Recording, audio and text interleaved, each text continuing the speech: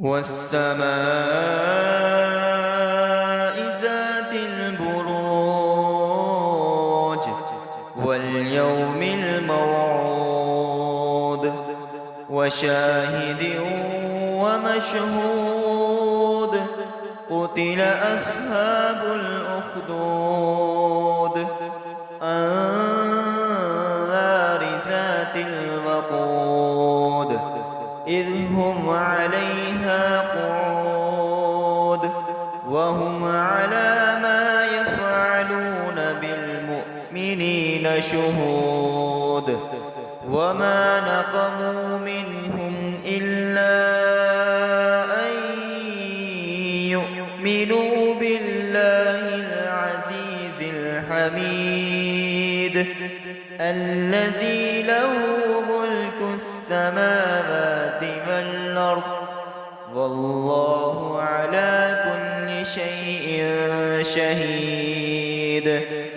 إن الذين فتنوا المؤمنين والمؤمنات ثم لم يتوبوا فلهم عذاب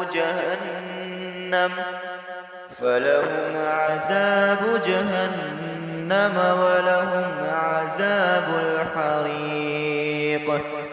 إن الذين آمنوا وعملوا الصالحات لهم جنات تجري من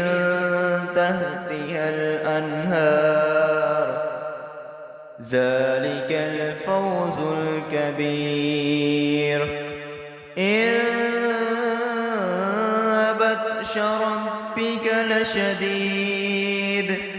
إنه هو يبدئ ويعيد وهو الغفور الودود ذو العرش المجيد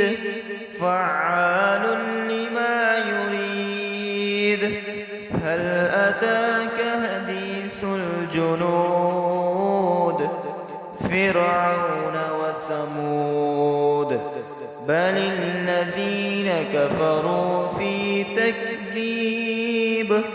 والله من ورائهم محيط